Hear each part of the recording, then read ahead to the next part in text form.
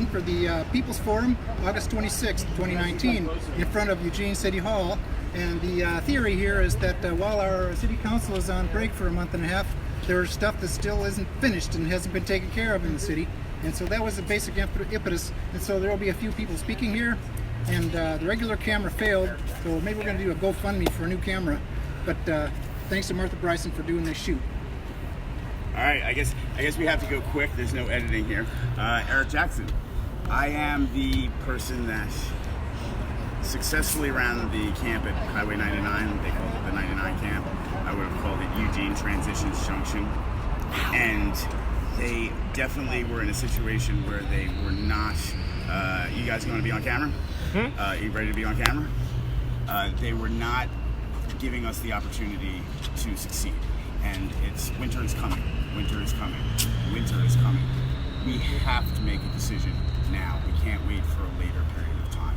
It's just not something that we can do. So I'm asking you all to contact your city council, contact your, speak louder, contact your council people for the city and the commissioners for the county, the governor, whoever you have to call, your rich friends, and please find property for people to be on to camp legally. Urban campgrounds, not urban camping bans. I'm Diane Shaka, and I'm going to expand on what he said. I have a suggestion that the city take that we start an initiative where the city takes control of any building that stands empty more than 3 years. That's actually being generous. I'm thinking more like 1.5 years. The city doesn't have to build up those buildings.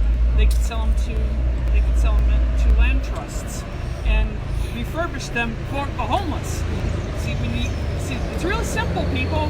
When the homeless are housed, there's no homeless. I'm done.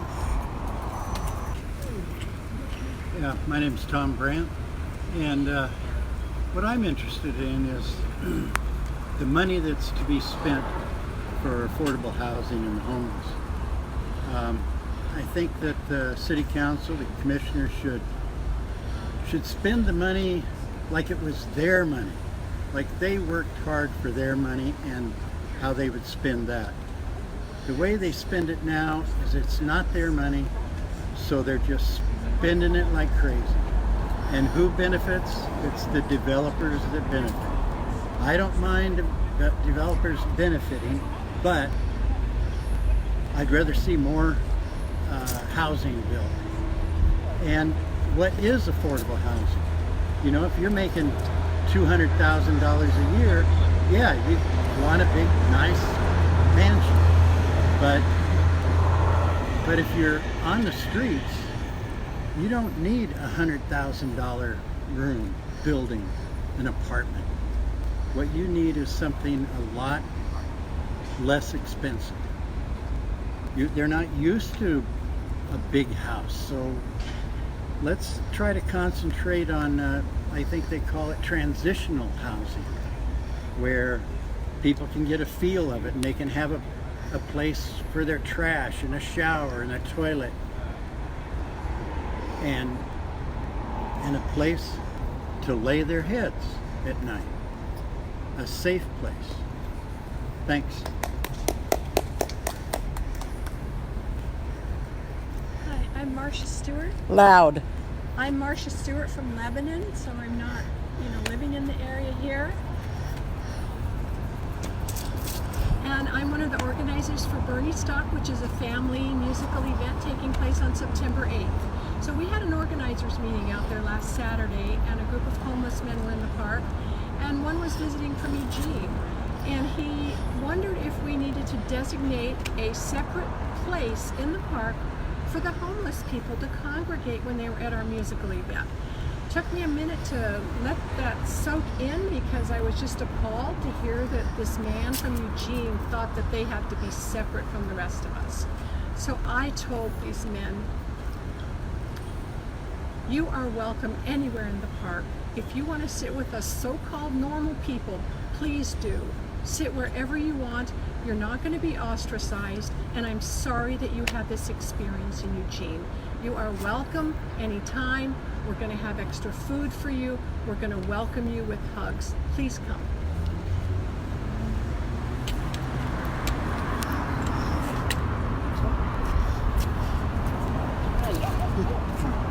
Hello, I'm Bob.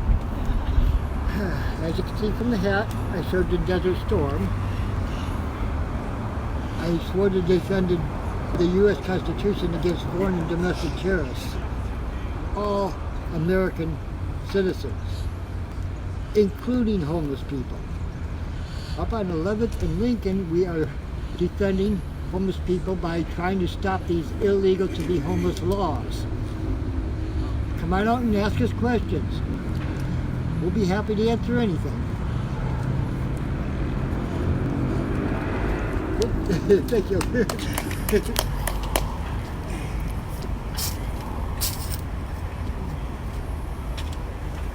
Good evening, my name is Pamela Krause. I'm having a little difficulty standing here in front of a camera today. You see, I have been for the second time in 7 months pretty significantly injured by LTD operators not operating the ramp properly. It has derailed my life already 7 months, and now I was just injured again last week. A little quote on the plaza here says, "Nothing just happens, everything is brought about." People who are operating that system inappropriately are injuring people. I'm not the only one. If you want to contact me, if you have been injured or witnessed people be injured, you can PM me on Facebook. I will be glad to chat with you. Another point of mine this evening is about housing. We need housing just like we need toilets that work downtown. We need housing for seniors, housing and income available housing, not just called low income housing. It doesn't happen here that way. I was at the fancy toilet over here that's been repainted at the park blocks this evening. I went in to use it. The toilet was in bad shape. I couldn't use it. I walked out and I saw one of the blue shirt emissaries from the park blocks. I said, "Excuse me, the toilet doesn't work. I'm trying to figure out how to contact someone to get it fixed." She said, "Oh, well, we need to call the bucks or whatever it's called." I said, "No, how am I supposed to let you know that it needs maintenance?" She said, "Oh, just call the number on it." I walked back to the sign that I'd seen on the restroom, and I said, "Will you please show me where the number is that I didn't find?" "Oh," she said, "there is no number here that people can call to ask for maintenance for the toilet. You just helped me out." Thank you. So I'm Todd Boyle, and I came again to speak about the problem of displacement of 30 to 50,000 people from the city of Eugene. There's 36,000 people living on less than $1,000 a month. They can afford maybe $350 a month, and they are being displaced. This displacement has been going on steadily for many years. So let's examine whether there's really a problem of displacement. The Census Bureau says that 15,000 people in Eugene reported that they weren't living here 1 year earlier. So 15,000 people came, and we know that we're growing by about 2,000 people net. And so that means that 13,000 people got in their cars and left, or went homeless. We know that 150 people a month go homeless, so that's 2,000 right there. And so we know that the displacement is larger than the people who are displaced out to the street. So it's really a total of something like 5,000 people a year, 5,000 people a year being displaced. Yeah, something like that, or more. That's at least 5,000. And so this is a result of a deliberate policy of draconian barriers against constructing cheap housing, and a urban growth boundary that prevents, runaway sprawl, which is a good thing. But what this translates into is that the rents keep going up really fast, and the prices of houses goes up really fast. And so what this means is that this city is auctioning off our city to the highest bidder. And housing is being allocated on an auction system of who's got the most money, instead of who already is living here and has family and relations here, jobs here, and trying to raise kids here, retired here, they're just being pushed out by the high rents. You know, this is pretty crazy. This is pretty crazy stuff. And people really ought to examine this and tell the city council that business as usual ain't working. Ain't working. 5,000 people a year at least are being displaced, actively displaced by the policies of this city. So, Hello, my name is Martha Bryson, and I'm live streaming on Facebook because our People's Forum camera went kaput. Anybody want to donate a video camera, we sure could use it, because I believe that we have a lot to say that the city council doesn't really listen to. When I gave testimony on June 23rd about the CET and their ethical obligation to garner as much tax revenue to build affordable housing, they were playing on their phones and not paying attention to anything I said, as if it didn't matter, as if they had already made up their mind before public testimony.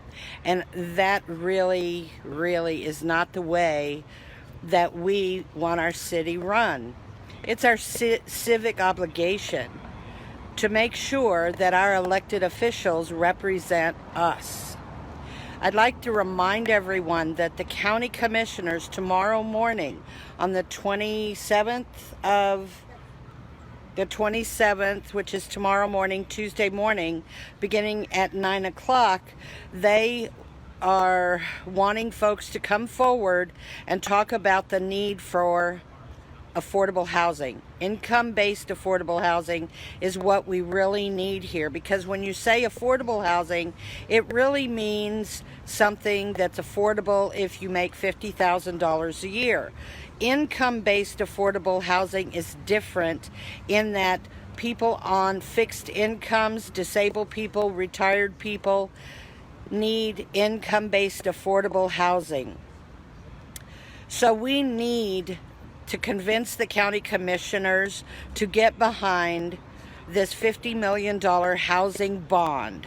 They probably won't make up their minds until March as to whether or not they're going to push for this and put it on the ballot in November of 2020.